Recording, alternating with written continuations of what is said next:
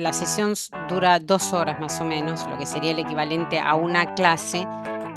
Dividirla en 30 minutos para ver las 4 lenguas, por ejemplo. Se divide 30 minutos español, 30 minutos de italiano, 30 francés, 30 portugués o catalán. Bueno, depende de lo que se elija, o se pueden ver todas las lenguas, las 5 lenguas, ¿no? Pero es importante 30 minutos, 30 minutos, 30 minutos, 30 minutos. Eso es lo primero que hay que tener en cuenta. ¿Siempre debe de ser así? O sea, así cuadriculado, pregunto. No, Ok. no, puede variar un poquito. Hola, ¿cómo están? Bienvenidos a un nuevo episodio. Esta vez vamos a introducirnos nuevamente a las lenguas romances. Estoy bien, Marcela, ¿sí? Sí, hola Alex, ¿qué tal? Bien, bien, muy bien. Bienvenida. Haciendo este recorrido del aprendizaje. Vamos a hablar del recorrido. Hoy día vamos a ver cómo se debería de aprender estas lenguas. Exacto, exacto. ¿Ok? Siempre volviendo a la idea de la comprensión global, no el aprendizaje de todas las competencias, que ya lo hablamos en los episodios anteriores, sino en aprender a comprender textos escritos sin haber estudiado antes las lenguas. Ok, Con un poquito así. de esfuerzo. Sí. Nada Y más. yo invito de todas maneras a las personas que nos estén escuchando o viendo también, si quieren ver Exacto. este episodio, lo tienes en video, si lo quieres escuchar en formato audio, puedes ir a los podcasts y buscar, lo vas a encontrar, o si no, también puedes ir a mi página web y vas a conocernos en formato video a Marcela y Alex, que estamos desarrollando este tema de las lenguas romances. Ahora, ¿por qué necesitamos una estructura para aprender? Obviamente la necesitamos, pero quiero que me expliques, Marcela, por qué. Bueno, porque te cuento, el recorrido, más o menos, la estructura, son para tener una base, para empezar a poder comprender. Más o menos son 12 sesiones. Ok. Y la estructura es la siguiente. Lo primero que hacemos, nos enfrentamos al texto. Así es. A un texto en una de las lenguas. Lo que es interesante, que en la misma sesión, la sesión dura 2 horas más o menos, lo que sería el equivalente a una clase, dividirla en 30 minutos para ver las 4 lenguas, por ejemplo. Se divide 30 minutos español, 30 minutos de italiano, 30 francés, 30 portugués o catalán. Bueno, depende de lo que se elija, o se pueden ver todas las lenguas, las 5 lenguas, ¿no? Pero es importante 30 minutos, 30 minutos, 30 minutos, 30 minutos. Eso es lo primero que hay que tener en cuenta. ¿Siempre debe de ser así? O sea, así cuadriculado, pregunto. No, Ok. no, puede variar un poquito. Depende también de los intereses de los alumnos. Yo lo he hecho no con 4 lenguas, lo he hecho con 3 lenguas. Y a veces uno se puede demorar un poco más, porque para no cortar, ¿no? Si uno está 40 minutos y 20 minutos, funciona. Eso depende también del grupo y de los aprendientes, de los que aprenden, que van dando un poco el ritmo de la sesión. Ok. Una vez que tenemos el texto, lo que ayuda mucho, por ejemplo, es dar la traducción en todas las lenguas del título del artículo. Siempre se trabaja con artículos, ¿no? de prensa. Ok. Y a partir de ahí, Sí. le damos un tiempo al alumno para que lo lea. Obviamente no sabe leer en voz baja, que trate de llegar a esta comprensión. Ok, ese sería Muchas veces, los procesos, el proceso o los pasos. exacto, Me estás explicando exacto, cómo serían los procesos, los pasos, ¿no? exacto. ¿Cómo sería una sesión? Yo Ok. te entrego el texto, te encontrás con la traducción del título, que ayuda mucho, ¿Mm? y después se escucha. Hay un audio lo ideal es que lo leído por un nativo, y ayuda muchísimo a la comprensión. Muchas veces escuchando entendemos más que leyendo, o viceversa. aunque no conozcamos la lengua. Y después de ahí ya no entramos, digamos, a tratar de comprender el texto. Lo importante es ser consciente que no vamos a hacer una traducción, sino lo que se llama una transposición, que muchas veces vamos a ver una estructura distinta, pero que quiere decir lo mismo en otra lengua. No siempre, incluso a veces pasa en la traducción, no se traduce estructuras perfectas, sino el sentido, respetando medianamente la estructura. Pero en este caso no. Porque aparte no es que vamos a transcribir el texto. Eso sería... Necesitamos comprenderlo. Una chambaza para ti como profesor, ¿no? No es tanto trabajo, porque en realidad es una actividad que el profesor guía a los alumnos. Por eso no tampoco hablamos de profesor, sino de un guía, de alguien que te va mostrando el camino realmente, cómo hacer. Pero a veces cuando uno está con un grupo, uno descubre cosas y aprende también de los alumnos o de cosas que no se habían planteado antes o no se te habían ocurrido, incluso habiendo trabajado el texto, ¿no? Porque las relaciones que cada uno hace o cómo llega son distintas, porque cada uno tiene un bagaje distinto, cultural, educativo o también de conocimientos de otras lenguas. Claro, lo entiendo. Exacto. Y podemos tomar una especie de ejemplo, podemos repetir esas estrategias, pero ejemplificándolas, por favor. Sí. Por ejemplo, se puede hablar por ejemplo, de la transparencia. Una de las cosas más importantes es lo que es la transparencia lexical, que es la transparencia de las palabras. Vamos a hablar en sencillo, okay. Porque hay palabras en todos los idiomas o en algunos de estos idiomas que son transparentes, por eso se llama transparencia lexical, pero hay otras que no. Por ejemplo, en la transparencia lexical, si yo digo o studio e baseado, se llega al portugués, o l'étude basée o lo studio basato. Uno, aunque no sepa las lenguas, porque a veces lo primero que dicen los alumnos, porque sabés las lenguas. No, porque yo ya lo probé y ya tuve varios cursos, varios de estos laboratorios o talleres, ¿sí? Y aunque no sepan las lenguas, llegan. Lo que pasa es que hay que tener la voluntad también y estar concentrado, y ante la mínima dificultad no decir, no, yo no entiendo nada. No, hay que poner un poquito de buena voluntad, ¿no? Y de curiosidad. Hasta ahí es fácil, pero siempre aparecen lo que se llaman palabras fantasmas o no transparentes o palabras opacas también, que son esas palabras que no se parecen a ninguna otra palabra. Ok, sí, voy siguiendo exacto. Okay. Por ejemplo, yo había copiado algo, la palabra assinou. Por ejemplo, o director assinou un contrato. Eso es en portugués. Mi portugués no es bueno. Pero no es muy transparente. Entonces se le invita a los alumnos, digamos, a que esa palabra que no entienden dejen como una palabra vacía o pongan mentalmente una palabra tipo, en español podría ser cosa. El director, cosa, un contrato. Cosa, un contrato. Es una palabra como vacía.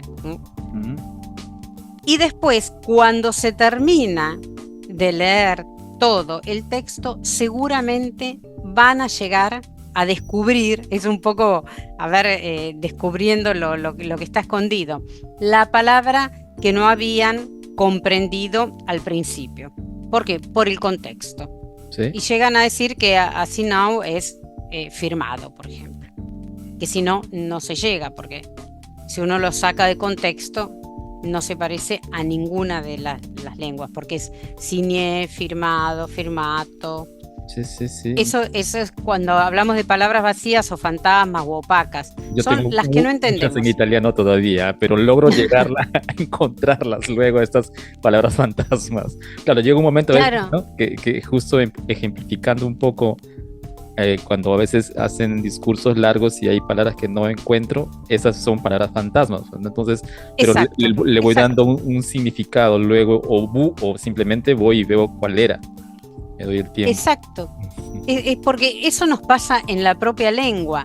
Sí, sí. ¿Quién no ha escuchado en algún momento o un discurso Un o dibujo, algo en la tele? un discurso muy rebuscado a veces, ¿no? Cuando utilizan palabras muy Exacto. rebuscadas y uno no es muy instruido, por así decirlo, y encuentras Sí, palabras que o puede sí, desconocer simplemente desconoces la también palabra.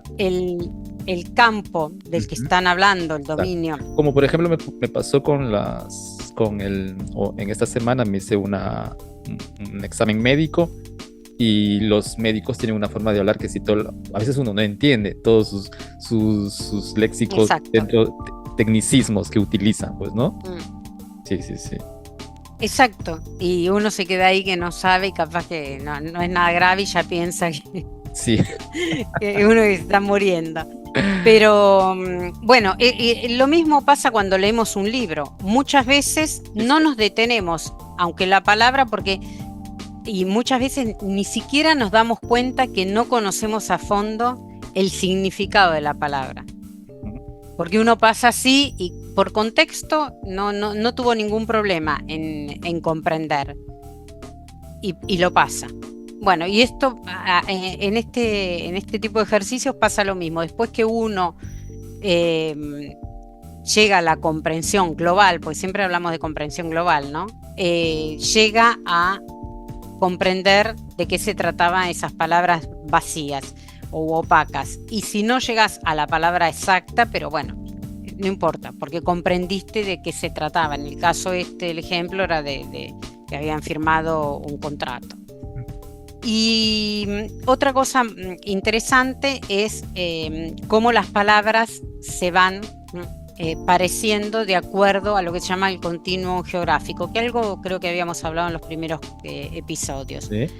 que van por bloques, pero no siempre, no siempre. Por ejemplo, el bloque ibérico, que es el español con el gallego, el portugués, el bloque que forma Francia con el francés con el italiano, el catalán, que a veces queda ahí en el medio, a veces va con el grupo, con el francés y con el italiano, otros con el español y el portugués, otro es independiente totalmente.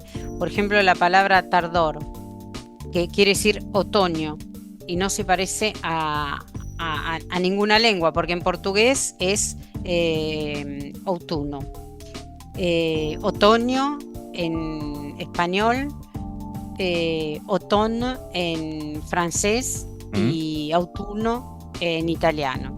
Y tardor nada, con ninguno, se quedó ahí solo el catalán.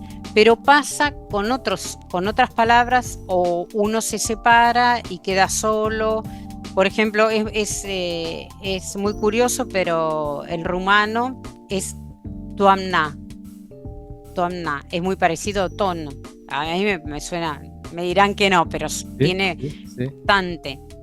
bastante parecido. Y bueno, y sin embargo el catalán, que está más cerca, porque está ahí entre España y Francia, se separó completamente. Otra palabrita, por ejemplo, es la palabra ámbito.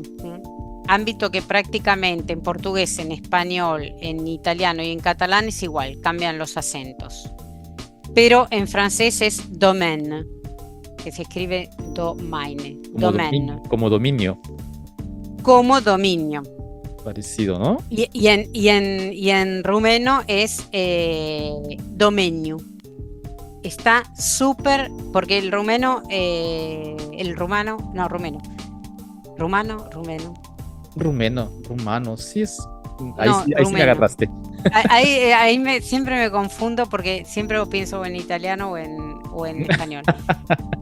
Rumeno es en Y, italiano, me parece, y rumano lo decía exacto, yo rumano en en español. español. Sí, sí. Y bueno, pero también existe dominio. ahí es otro tema que a veces existe la misma palabra, pero con un significado que no es exactamente el mismo. Porque en algunos casos podemos reemplazar ámbito por dominio y en otros no. No puedo decir es un dominio territorial. Puedo decir un dominio territorial, pero no puedo decir un ámbito. El ámbito es, no sé, cuando hablamos del ámbito de un tema específico. Bueno, y va cambiando de lengua a lengua. Por eso a veces no encontramos la misma palabra. Encontramos una palabra distinta y si encontramos la misma con otro significado. Es el caso de primo. Primo, por ejemplo, primo en portugués, en español es igual, pero en italiano es cugino y en francés es cousin. Está muy cerca. En inglés es cousin. Exacto. Cousin. Exacto.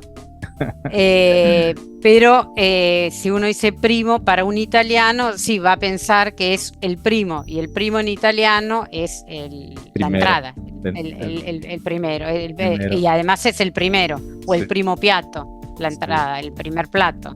Sí. Ahí hay eso ya va a otra cosa que son los falsos amigos, que obviamente esos aparecen en el tema de la comprensión, que son otro, no problema, pero bueno, cuando uno aprende una lengua extranjera y sobre todo lenguas de la misma familia, hay muchísimos falsos amigos, pero justamente esto de la intercomprensión, no nos detenemos en los falsos amigos, hay que tener cuidado con los falsos amigos, pero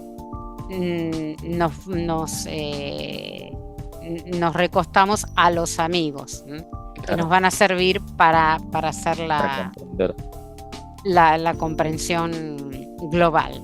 Ok, excelente. ¿Cuál es la frase de este episodio?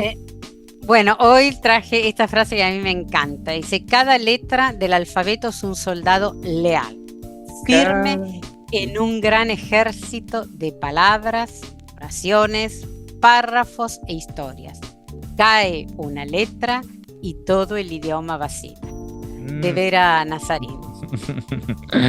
Bien, lo vamos a dejar de todas maneras en el episodio. En las descripciones los vamos a dejar escrito a todas las personas que quieran darse un tiempo de también leer en las descripciones.